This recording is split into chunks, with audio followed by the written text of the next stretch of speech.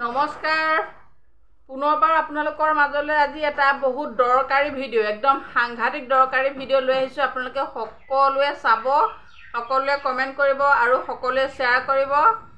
সকলোৰে সমস্যা এটা দাঙি ধৰিব বিচাৰিছোঁ। আপোনালোকো চাগে সেই সমস্যাৰ সন্মুখীন হৈছে, কিন্তু মই 100% সেই সমস্যাটোৰ সন্মুখীন হৈছোঁ। সেইকাৰণে ভাবিলোঁ নিশ্চয় আপোনালোকো চাগে সেই সমস্যাৰে সন্মুখীন হৈছে। গতিকে আমি ভিডিঅ'ৰ জৰিয়তে ইগৰাকীয়ে সিগৰাকীৰ লগত আমি যদি সহযোগ নকৰোঁ সমস্যাবোৰ সমস্যা হৈ থাকিব।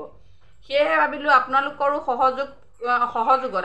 সহযোগত মই এই ভিডিঅ'টো প্ৰস্তুত কৰিছোঁ। আপোনালোকে সকলোৱে শ্বেয়াৰ কৰিব, সকলোৱে সহযোগ কৰিব, সকলোৱে কমেণ্ট কৰিব। বাৰু যাই কি নহওক, আপোনালোক সকলো ভালে আছে চাগৈ, আৰু ময়ো বৰ্তমান ভালে আছোঁ। কৰ্মব্যস্ততা আপোনালোকো চাগে হৈ আছে, আৰু ময়ো সেইকাৰণে ভিডিঅ'বোৰ পাতলকৈ দি আছোঁ আৰু সমস্যাবোৰ দাঙি ধৰি আছোঁ। মোৰ বান্ধৱীসকলে কমেণ্টৰ দ্বাৰা কিছুমান সমস্যা দাঙি ধৰে, আৰু সেই সমস্যা মই ভিডিঅ' আকাৰে আপোনালোকৰ মাজলৈ প্ৰেৰণ কৰোঁ। আজিও ঠিক তেনেকুৱা এটা সমস্যা আপোনালোকৰ মাজলৈ প্ৰেৰণ কৰিবলৈ ওলাইছোঁ। আপোনালোক যদি সেই সমস্যাৰ সন্মুখীন হৈছে তেতিয়াহ'লে আপোনালোকে কমেণ্ট কৰিব পাৰিব। কথা হ'ল কি, মই আমাৰ অসমৰ মাননীয় মুখ্যমন্ত্ৰী মহোদয়ক আমি এটা এনেকুৱা সমস্যাত পৰিছোঁ, সেই সমস্যাটো মামাকো কাণত পেলাব বিচাৰোঁ, আৰু আমাৰ লগৰীয়াসকলেও যাতে নিশ্চয় এই সমস্যাটো বুজি পায় বা মানে সন্মুখীন হৈছে বা সহযোগ কৰিব পাৰে। এতিয়া কথা হ'ল, আমি যিখিনি শিশু 3 বছৰৰ পৰা 6 বছৰৰ শিশুখিনি আমাৰ অংগনাবাদী কেন্দ্ৰৰ জৰিয়তে আমি সৰ্বাংগীন বিকাশৰ যোগেদি শাৰীৰিক, বৌদ্ধিক, ভাষিক এই সকলোৰে সৰ্বাংগীন উন্নতি কৰি আমি প্ৰাথমিক বিদ্যালয়ত দিয়াটোৱেই আমাৰ লক্ষ্য নহয় জানো? 3 বছৰৰ পৰা 6 বছৰলৈ আমাক যিহেতু চৰকাৰে নিযুক্তি দিছে, সেই শিশুসকলক আমি চোৱা চিতা কৰি সম্পূৰ্ণভাৱে শিকাই বুজাই আমি প্ৰাথমিক বিদ্যালয়লৈ দিব লাগে। আমাৰ কাম সিমানেই। আৰু তাৰ লগতে খেলা ধূলা বাহ্যিকখিনি থাকিবই। খেলা ধূলা, বিভিন্ন সাধু কথা, কবিতা, এইখিনিতো সকলো তাত সামৰি। কিন্তু এতিয়া মেইন কথা হ'ল কি, সেইখিনি আমি কৰিবলৈ সুবিধা নাপাওঁ। তেনে বৰ্তমান সময়ৰ কিছু সকলো নহয় দেই, সকলোৱে আকৌ জঁপিয়াই নপৰিব এই ভিডিঅ'টোত। কিছু টেটৰ শিক্ষকেই হওক বা প্ৰধান শিক্ষকেই হওক বা শিক্ষকেই হওক প্ৰাথমিক বিদ্যালয়ৰ, এই শিক্ষকসকলে টনা আজৰা কৰি আমাৰ শিশুসকলক প্ৰাথমিক বিদ্যালয়লৈ কাপোৰ কানি দিম বুলি ফুচুলাই লৈ যোৱা আমি পাইছোঁ। মোৰ বিদ্যালয়তো তেনেকুৱা হৈছে। অথচ তেওঁলোক মোৰ বিদ্যালয়ত বা মোৰ অংগনবাদী কেন্দ্ৰটোৰ জৰিয়তেহে যাব লাগে। কিন্তু তেওঁলোকে কি কৰিছে, শিক্ষকসকলে সকলোৱে নহয়, 2-এজনে মানে য'ত শিশুসকল কম আছে, উপস্থিতি কম, আৰু তেওঁলোকে তেওঁলোকৰ যিখিনি শিক্ষা, সেই শিক্ষাৰ জৰিয়তে ডাঙৰ ল'ৰা ছোৱালীখিনিক ৰাখিব পৰা নাই। অথচ কণ 3 বছৰৰ পৰা 4 বছৰ শিশুসকলক ঘৰত আহি ফুচুলাই কাপোৰ কানি দিম বুলি বিভিন্ন প্ৰলোভনৰ মাজেদি LP স্কুললৈ নিবলৈ চেষ্টা কৰিছে। এইটো কেনেকুৱা ধৰণৰ কথা? মই এই কথাটো সেইকাৰণে মাননীয় মুখ্যমন্ত্ৰী আৰু আমাৰ সমাজ কল্যাণ মন্ত্ৰী যদি আছে, মানে মইতো দেখাই নাই ন, আজিলৈকে দেখাও নাই আৰু কাকনো ক'ম। সেইকাৰণে মই প্ৰতিটো কথা মাননীয় মুখ্যমন্ত্ৰী মহোদয়কে ক'বলৈ চেষ্টা কৰোঁ, কাৰণ আমাৰ সমস্যাবিলাক আমি দাঙি ধৰিবই লাগিব।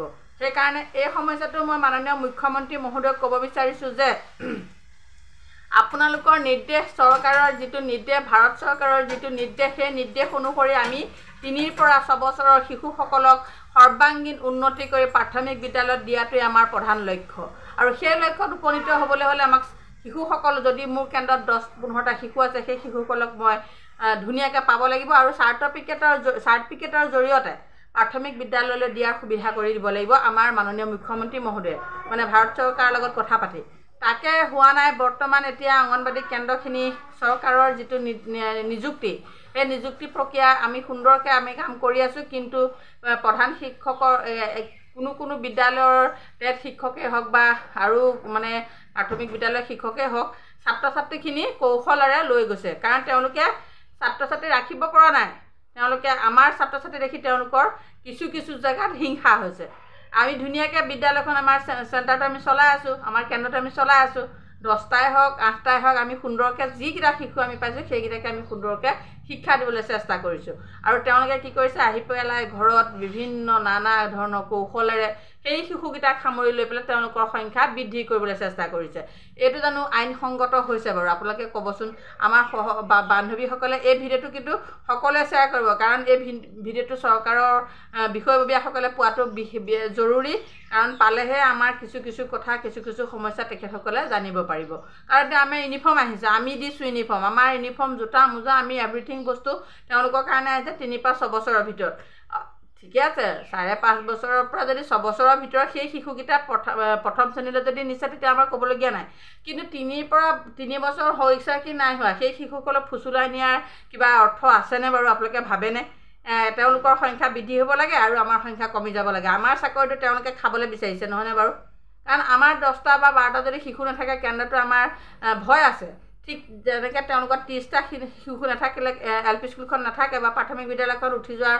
সম্ভাৱনা থাকে ঠিক আমাৰ তেনেদৰে 10টাতকৈ যদি ওপৰ শিশু নাথাকে আমাৰ এটা অংগনবাড়ী কেন্দ্ৰ এমালগেশ্যন হোৱাৰ সম্ভাৱনা থাকে সেয়েহে মই যিসকল মানে সকলোকে কোৱা নাই দেই সকলো মাষ্টৰসকলে মোক আকৌ বেয়াকৈ কমেণ্ট নকৰিব মই যিসকলে কৰিছে সেইসকলেহে ক'ব বিচাৰিছোঁ আপোনালোকেও ভাতমুঠি আপোনালোকৰো বাচক আৰু আমাৰ অংগনবাড়ী কৰ্মীসকলেও ভাত বাচক কাৰণ চাউলো সিজক চৌৰক সেই কথা এষাৰ আছে গতিকে আপোনালোকে আমাৰ শিশুবিলাকক ফুচুলাই নিবলৈ চেষ্টা নকৰিব আমাকো চৰকাৰে নিযুক্তি দিছে আমাৰ চাৰ্টিফিকেটখন চাইহে নিযুক্তি দিছে আমাৰ কোৱালিফিকেশ্যন নোহোৱাকৈ আমি তাত অংশগ্ৰহণ কৰি বা আমাৰ নিযুক্তি চৰকাৰে দিয়া নাই আমি দৰমহা খোৱা নাই আমাৰ প্ৰত্যেকগৰাকী আমাৰ অংগনবাড়ী কৰ্মী এনেকুৱাও আছে MA পাছলৈকে আমাৰ কৰ্মীসকল তাত নিযুক্তি হৈ আছে গতিকে সকলোৱে বিদ্যা শিক্ষা লৈহে এই অংগনবাড়ী কেন্দ্ৰটো সুন্দৰকৈ চলাই আছে গতিকে আপোনালোকে টনা জোৰা নকৰিব আপোনালোকৰ ভাবে আপোনালোকে চলক আমাৰ ভাগে আমি চলো আপোনালোকৰ ভাতমুঠি জীয়াই থাকক আমাৰো সন্তান আছে আমাৰো কৰ্মীসকলৰ ল'ৰা ছোৱালী আছে শিক্ষা দীক্ষা দিব লাগে প্ৰত্যেকে নিজৰ মতে ধুনীয়াকৈ চলিবলৈ দিয়কচোন কেলৈ টনা জোৰা কৰে চৰকাৰৰ নিযুক্তিপ্ৰাপ্ত এই কৰ্মীসকলহে আমিতো জোৰ জলম চৰকাৰক গৈ পেলাই আমি কওঁ বা আমি বিনা হেৰিয়ত শিক্ষা অবিহনে আমি আগবাঢ়ি যোৱা নাই গতিকে সকলোক জীয়াই থাকিবলৈ এটা সুবিধা দিয়ক আপোনালোকো ধুনীয়াকৈ আপোনালোকৰো সন্তানকেইটা ভালদৰে পঢ়ক ভাল মানুহ হওক আপোনালোকৰো চাকৰিটো বাচি থাকক আমাকো বাচি থাকিবলৈ দিয়ক নহয় জানো গতিকে যিসকলে তেনেকুৱা কাম কৰিছে নকৰিব বিনম্ৰ অনুৰোধ আৰু টেটৰ শিক্ষক 2-এজন দেই সকলোকে কোৱা নাই 2-এজনে আমাৰ অংগনবাড়ী কৰ্মীসকলক মানে এনেকুৱা হেয় জ্ঞান কৰিবলৈ চেষ্টা কৰে একেবাৰে লাজ লাগে দেখিলে কাৰণ আমিও শিক্ষিত যথেষ্ট শিক্ষা লৈ পেলাই কাম কৰি আছোঁ কাৰণ আমি মোবাইলত যিখিনি কাম কৰি আছোঁ বৰ্তমান আপোনালোকৰ ৰেংকৰে কাম কিছুমান কৰি আছোঁ গতিকে সেইটো আপোনালোকে পাহৰি নাযাব আপোনালোকে টেটত পাছ কৰিছে হয় আমাৰ টেট পাছ নকৰাকৈ MA পাছ ছোৱালী আগতেই নিযুক্তি হৈ আছে কাৰণ অভিজ্ঞতা কিছুমান দেখি পেলাই শিকে কিছুমান লিখি পেলাই শিকে কিছুমান পঢ়ি পেলাই শিকে কিছুমান দেখি বহুত অভিজ্ঞ হৈ যায় গতিকে কাকো কোনো হেয় জ্ঞান কৰিবলৈ চেষ্টা নকৰিব আহক সকলোৱে সুন্দৰকৈ সমাজখন গঢ়োঁ সকলোৱে সুন্দৰকৈ জীয়াই থাকোঁ সকলোৱে সুন্দৰকৈ নিজৰ সন্তানকেইটাক আগবঢ়াই দিওঁ লগতে সমাজখন আগবঢ়াই নিওঁ নহয়নে কি কৰে মোৰ বান্ধৱীসকলে শ্বেয়াৰ কৰিব ভিডিঅ'টো বহুত দৰকাৰী ভিডিঅ' আপোনালোকে সকলোৱে শ্বেয়াৰ কৰক সকলোৱে কমেণ্ট কৰক আৰু কথাখিনি কেনেকুৱা হৈছে আপোনালোকে জনাব পুনৰ এটা ভিডিঅ' আপোনালোকৰ মাজলৈ লৈ আহিম এই কথাখিনি যাতে আমাৰ চৰকাৰৰ কৰ্তৃপক্ষই পায় তেতিয়াহ'লে আপোনালোকে শ্বেয়াৰ কৰিব ধন্যবাদ আজিলৈ সামৰণি মাৰিছোঁ